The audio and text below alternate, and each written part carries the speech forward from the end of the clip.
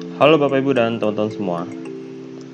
Pada video kali ini saya akan membuat sebuah tutorial yang mungkin cukup ditunggu-tunggu oleh para guru pengguna Quizzes, yaitu bagaimana caranya mengoptimalkan berbagai fitur yang ada di presentasi atau pembelajaran interaktif. Seperti itu. Nah, pertama-tama sebelum kita memulai, saya ingin sampaikan bahwa ada dua hal penting, yaitu pertama, presentasi atau pembelajaran interaktif ini sangat bisa dibuat meskipun Bapak Ibu memiliki akun yang gratis atau yang basic gitu ya.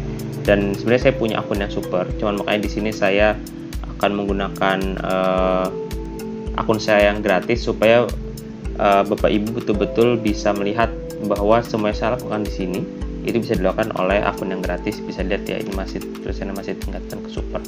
Nah, kemudian ya masih sama ya Bapak Ibu. Kemudian yang kedua adalah untuk membuat presentasi interaktif. Ini berbeda dengan kuis interaktif ya. Itu kita harus membuka quizesnya di laptop atau di komputer atau di tablet, mungkin bisa, tapi saya belum coba sendiri. Jadi kalau Bapak Ibu membuka quiznya di HP itu nggak bisa membuat presentasi interaktif seperti itu. Nah, untuk membuatnya pertama kita klik buat, dan di sini ada tulisannya pelajaran.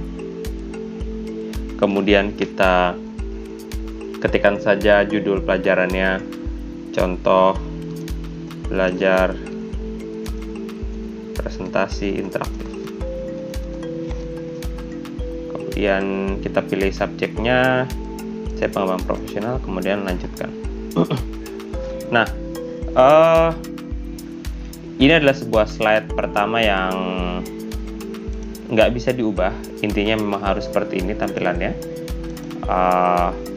Yang bisa dan saya rekomendasikan untuk diubah adalah background atau gambar quizzes ini gitu ya. Dan di sini itu kita nggak bisa langsung ngetik di layar ini ya, di layar sini. Tapi setiap teks itu harus kita ubah dari sini. Nah, misalnya dilihat saya nulis quiz Indonesia di sebelah kanan bawah seperti itu. Kita juga bisa mengubah format tulisan dengan ini, ada variasi misalnya mau menjadi miring gitu ya, atau underline gitu ya, pangkat atau yang di bawah gitu ya, atau dengan ejaan Spanyol gitu ya, yang biasanya ada petikan di atas hurufnya, atau rumus matematika sekarang sudah tersedia gitu ya. Dan di sini kita bisa mengganti video atau audio, tapi karena video dan audio ini hanya tersedia untuk plan yang berbayar, jadi kita abaikan saja. Nah, di sini kita bisa mengganti gambar yang default yang dari Quizzes, atau kita bisa upload atau dari link Google ya, seperti biasa. Kalau Bapak Ibu sudah tahu bagaimana kita bisa mengcopy link gambar sehingga kita tidak harus download, tapi ini saya mau coba masukin gambar yang dari komputer saya. Misalnya saya masukin yang mana ya, saya masukin gambar yang Quizzes, coba ini. Kita tunggu, dia akan loading. Oke, jadinya muncul ya gambarnya seperti ini. Nah, kemudian di sini secara simpelnya saya sampaikan bahwa ada 3 jenis slide interaktif di Quizzes, yaitu file yang slide yang penuh dengan teks gitu ya. Kemudian yang kedua adalah teks yang bisa dikombinasikan dengan media, dan media di sini bisa gambar, video atau audio. Tapi balik lagi, karena kita di sini menggunakan plan yang gratis, jadi hanya bisa gambar, tapi nggak apa-apa. Kemudian jenis yang ketiga adalah dengan quiz gitu, quiz interaktif gitu kan. Nah, pertama kita coba yang full text dulu ya. Nah, di sini nanti seperti biasa kita masukkan judulnya, misalkan belakang. Materi ini dibuat agar para guru dapat belajar membuat presentasi interaktif. Nah, jadi intinya di sini kita hanya bisa teks, dan biasanya pertanyaan ini bisa nggak diubah warna hurufnya atau warna backgroundnya, dan untuk saat ini belum bisa gitu ya. Jadi ya untuk sekarang belum bisa, tapi nanti ada hal yang menarik yang saya bisa sampaikan. Jadi saya ingin sampaikan dulu by defaultnya atau dari sana quiz seperti ini. Nah, kita juga bisa masukkan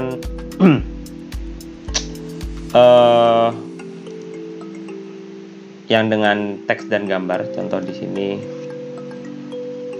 fungsi utama quizzes, bermain quiz interaktif. Di sini mencoba pembelajaran interaktif, dan di sini kita bisa masukkan contoh gambar.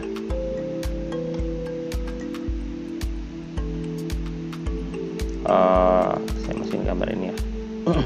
Jadi kelihatan bedanya. Kalau yang slide 2 tadi itu hanya teks doang, kalau yang kedua ini ada teks sama gambar gitu ya. Nah, ini proses, dan di quizzes itu maksimal gambar hanya bisa 5 MB gitu ya. Jadi kalau lebih dari 5 MB nanti dia nggak akan bisa upload. Kemudian di sini kita juga bisa langsung selipkan dengan beberapa pertanyaan kalau kita mau. Misalkan saya di sini sudah langsung mau bertanya, apa fungsi utama platform quizzes? Video meeting, bermain quiz, penyimpanan data, media sosial. Nah, ini cara buatnya hampir 100% lah ya, sama dengan kalau kita buat quiz interaktif biasa gitu. Jadi tidak terlalu banyak yang harus saya sampaikan. Sini kita bisa masukin gambar juga kalau kita mau, atau masukin rumus matematika juga bisa gitu ya. Dan ini juga ada fitur yang baru juga, kita bisa menggunakan fitur teleportasi, ada di sini ya, di add slides, kemudian teleport question. Misalnya ini saya, nah ini ada siap jadi duta rumah belajar 2018. Nanti biasa ya, seperti kuis interaktif biasa, kita tinggal tambah gitu. Maka ini akan tambah jadi soal juga kayak gitu. Tapi ini karena kita tidak pakai materi, tinggal kita hapus. Begitupun di sini kalau kita mau mengubah urutan slide, tinggal di klik kemudian ditahan ya. Nah, kemudian diubah ya. Bisa kita lihat urutannya berubah ya. Yang cuman yang nggak bisa diubah itu urutan yang slide pertama. Slide pertama dia nggak akan bisa keubah gitu. Atau ada yang mau kita copy paste, ada tulisan copy slide, atau mau di delete ini ya, ada tulisan delete slide. Jadi sangat mudah sebetulnya penggunaannya. Nah, yang paling ultimate feature-nya itu adalah ini kan ini nggak seru nih gitu, apa namanya,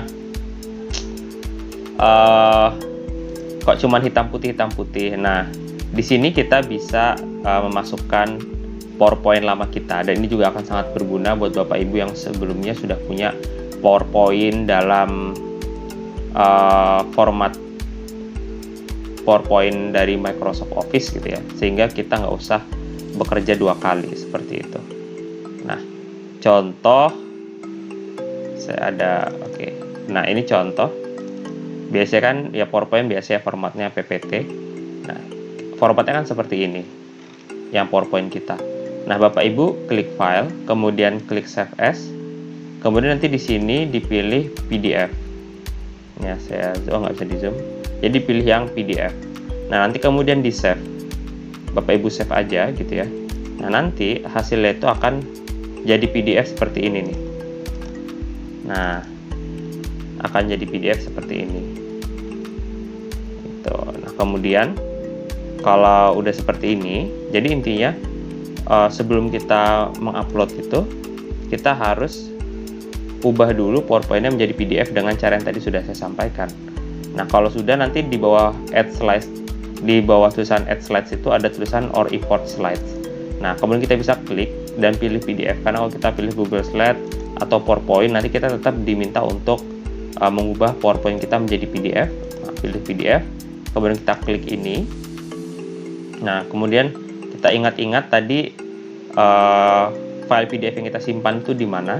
Kita klik, kemudian kita klik filenya, kemudian kita pilih open. Nah, kemudian sistem akan memproses gitu ya. Dan ini kita tidak harus milih semuanya, bisa kita unchecklist kalau mau. Misalnya saya nggak perlu yang pertama gitu ya. Nah, udah saya unchecklist, kemudian saya import. Nah, ini akan ada proses dulu. Akan ada proses berapa detik tergantung kecepatan koneksi kita ya. Nah, ini semua slide tadi sudah langsung masuk, sehingga di sini slide kita menjadi apa ya? Menjadi warna-warni gitu. Kalau sebelumnya kan hanya hitam. Nah, cuman di sini harus kita perhatikan, Bapak Ibu perhatikan di sini ada penurunan resolusi gambar gitu ya. Karena ini bukan dari Quizzes-nya, tapi karena memang kalau dari PDF kemudian diubah ke gambar itu pasti selalu, atau dari PowerPoint ke gambar itu selalu ada penurunan resolusi seperti itu. Nah, kalau Bapak Ibu ingin pertahankan resolusinya, maka Bapak Ibu sebaiknya menggunakan fitur snap screen gitu ya. Snap screen itu, nah kita buka PDF-nya, kemudian klik start, kemudian pilih snipping tool gitu. Nah, pilih snipping tool, kemudian klik new, kemudian digeser gini ya. Nah, kemudian udah jadi, kemudian di save. Nah, ini silahkan di save mau apa, misalnya ini ya, saya kasih yang HD. Nah, kita bandingkan sih, nanti di Quizzes-nya gambarnya itu akan berbeda. Nih karena kita masukin gambar ya, kita masukin gambar, kemudian ini ada HD. Meskipun menurut saya ini masih, yang tadi itu masih bisa dibaca gitu ya, masih cukup jelas. Cuman kalau buat Bapak Ibu yang kayak apa ya, sangat tidak bisa mentoleransi, katakanlah seperti itu, resolusi gambar ya, itu bisa dilihat ini memang slide-nya beda gitu ya. Tapi ini slide yang bagus gitu ya. Kemudian ini slide yang apa namanya, yang dari PDF. Sebenarnya warnanya memang beda, cuman bisa dilihat resolusinya juga agak beda. Nah, jadi silakan Bapak Ibu kalau mau yang praktis bisa tadi pakai yang import slide gitu ya dari PDF. Cuman memang ada konsekuensi sedikitnya, resolusi gambarnya agak menurun sedikit. Kalau ingin tetap resolusinya tetap optimal, gunakan fitur yang snipping tools tadi. Nah, di sini juga itu kita betul-betul bisa, tidak ada batasan seperti pertanyaan itu apakah harus di akhir, di awal, atau di tengah gitu ya. Seperti ini kita sudah ada pertanyaan tadi di slide 4. Kita kalau mau nambah pertanyaan lagi, baik buat baru atau teleportasi juga bisa. Gitu ya. Misalnya pemilihan, kemudian bagaimana pendapat Bapak Ibu terhadap fitur baru ini? Bagus, biasa saja. Nah, udah gitu kan. Dan kita buat, oh ini salah. Oh ini tadi saya ini ya. Nah, ini saya di 5 ya. Ini saya bisa geser nih ke akhir. Jadi intinya kita bisa mengubah apa namanya? Mengubah susunan ini itu sesuai dengan kebutuhan kita. Gitu. Ini kita juga bisa hapus gitu. Misalnya ini slide yang tadi saya mau hapus. Seperti itu. Saya refresh dulu ya slide-nya. Nah, terlalu banyak tadi slide-nya.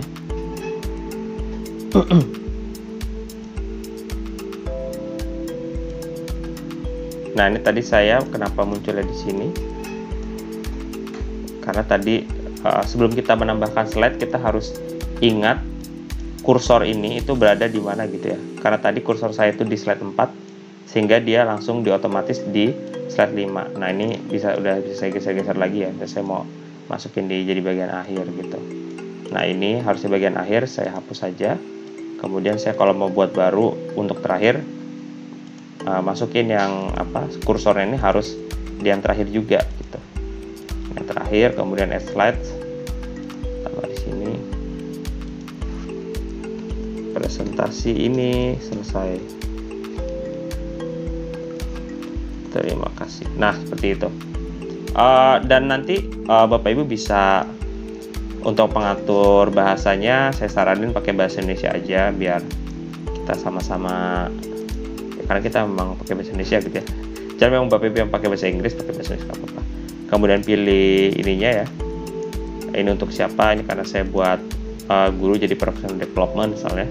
Kemudian kalau mau di privat, ini pilih privat. Kalau mau publik, pilih publik gitu ya. Saya publik, by default aja publik, kemudian save.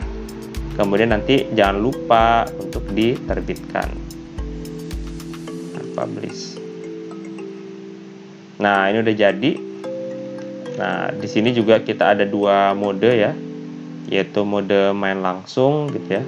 Tidak banyak pengaturannya seperti kuis interaktif, nanti tinggal disajikan aja. Contoh kalau mau disajikan ya, saya copy paste dulu ini biar nggak usah bolak-balik gede. Jadi kalau kita mau menyajikan, tinggal kita sajikan, tadi klik menyajikan, kemudian berbagi link gitu. Nah, kemudian nanti di paste di sini ya. Salah. Nah, ini berbagi link, salin link, kemudian ini bisa kita bagikan di WhatsApp, Telegram, Google Classroom, dan lain-lainnya. Nah, nanti siswa akan masuk gitu kan, kemudian nanti kita tinggal klik mulai, tapi pastikan siswa sudah ada yang masuk dulu. Nah, sedangkan kita juga bisa menjadikan ini sebagai pelajaran di rumah buat siswa kita gitu ya, tinggal atur deadline-nya dengan maksimal 2 minggu, kemudian nanti tinggal kalau kita mau tugaskan ke Google Classroom juga bisa, di sini nanti pilih, nanti kalau kita sudah terintegrasi, nah kalau ada pertanyaan gimana cara integrasinya, itu ada di video yang lainnya ya. Nanti tinggal pilih kelasnya gitu, nanti tinggal di selanjutnya kayak gitu. Nah, tapi kalau kita tidak terintegrasi dengan Google Classroom, langsung klik lanjutkan aja. Nah, nanti kita dapat link ini, klik yang di sini, klik link, dan ini bisa dibagikan dimanapun. Seperti itu. Ya, itu tutorial singkat tentang presentasi interaktif.